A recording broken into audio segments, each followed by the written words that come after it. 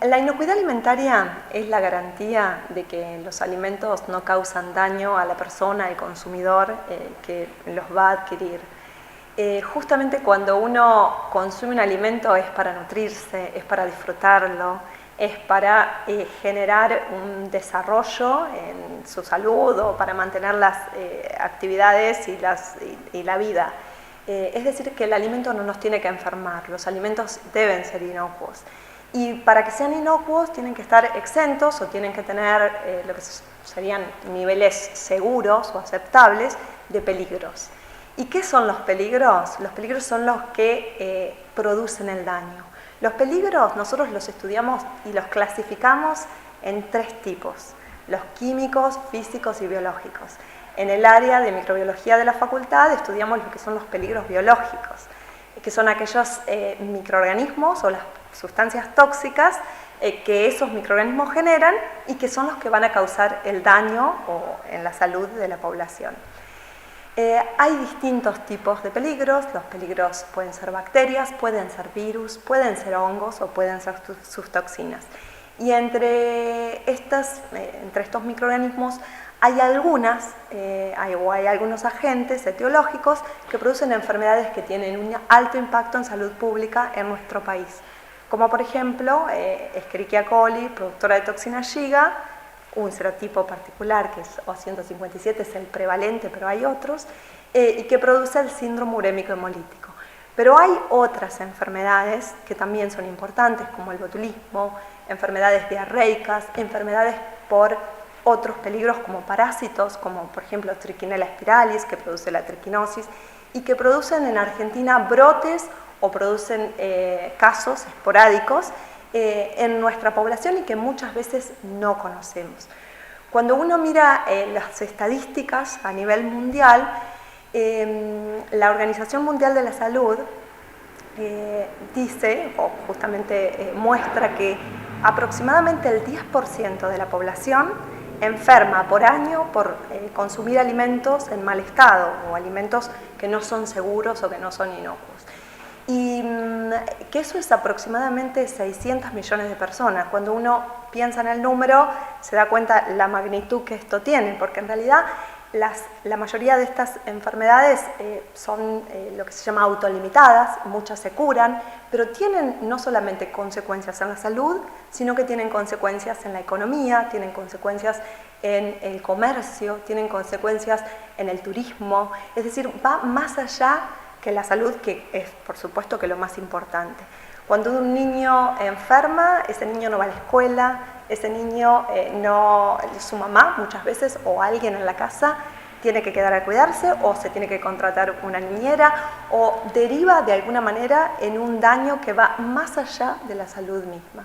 En la práctica, las 5 claves para mantener la inocuidad de los alimentos, es decir, mantener los alimentos libres de estos peligros que ya mencionamos, son justamente lavarse las manos, tener un cuidado y una manipulación de la basura adecuada, es decir, evitar todo lo que tiene que ver con que la basura nos contamine nuestros alimentos, pero no directamente, porque digamos, no es tan fácil que la basura directamente. La basura contamina indirectamente a través de lo que se llaman vectores, como por ejemplo, no sé, plagas, moscas, que particularmente se posan en un lugar y luego se posan en nuestros alimentos, y es así cuando lo que acarrean son microorganismos que luego, si uno les da tiempo y temperatura, ellos proliferan, desarrollan y alcanzan lo que se llama la dosis infectiva o la dosis tóxica necesaria para producir la enfermedad. O sea que son cuestiones de la vida diaria que uno, conociendo, puede evitar. También cuando uno va, por ejemplo, a un supermercado, tratar de que los alimentos que están refrigerados uno los estén el menor tiempo posible. Nosotros siempre hablamos de una zona de peligro en lo que tiene que ver con tiempos y temperaturas.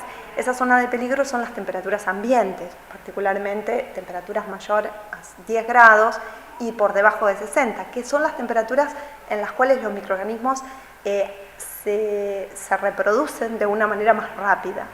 Entonces hay que tratar de que un alimento no esté a temperatura ambiente más de 2 horas. Si yo cocino el alimento, después tengo que, por supuesto, enfriarlo fuera de la heladera previo a meterlo en la heladera, pero no demasiado tiempo. Tendría que tratar de hacerlo lo más rápido posible. Y si cocino grandes volúmenes, que eso muchas veces pasa, por ejemplo, para eventos, para fiestas, tendría que tratar de fraccionar los alimentos para que se enfríen de forma más rápida y luego poder refrigerarlos.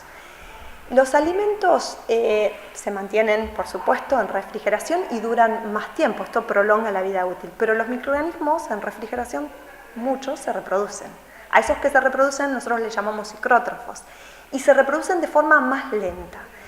O sea que la heladera también tiene un tiempo. Uno guarda ciertos alimentos, pero después de un tiempo debería consumirlos, tratar de consumirlos para evitar justamente que aquellos que pudieron proliferar alcancen estas dosis infectivas.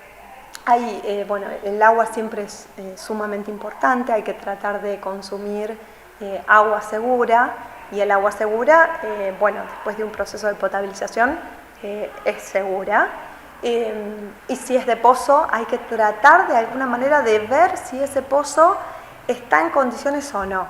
Muchas veces hacer un análisis es costoso, pero bueno, por ahí tenemos indicios. Si de pronto viene gente a visitarnos a nuestra casa, tenemos agua de pozo y las personas adquieren una diarrea, eso podría ser, una consecuencia del agua, y entonces me daría por lo menos una luz respecto de cómo está el agua. Después hay algo que es muy importante, que tiene que ver con cómo me manejo en la cocina con los alimentos crudos y cocidos, lo que se denomina contaminación cruzada.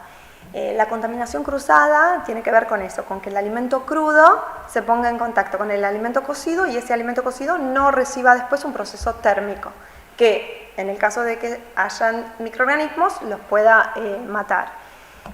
Por eso se evita principalmente ubicando los alimentos en la heladera, se evita tratando de no utilizar los mismos utensilios, las tablas principalmente, los cuchillos.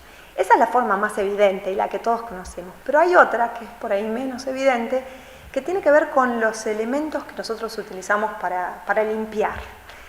Muchas veces chorrea un jugo de una carne y lo limpiamos con una rejilla y después esa rejilla la usamos para otra cosa. Entonces ahí es donde transportamos los microorganismos y también estamos incurriendo en lo que se llama contaminación cruzada. O sea, los elementos de la cocina tienen que tratar de higienizarse de manera adecuada para evitar arrastrar.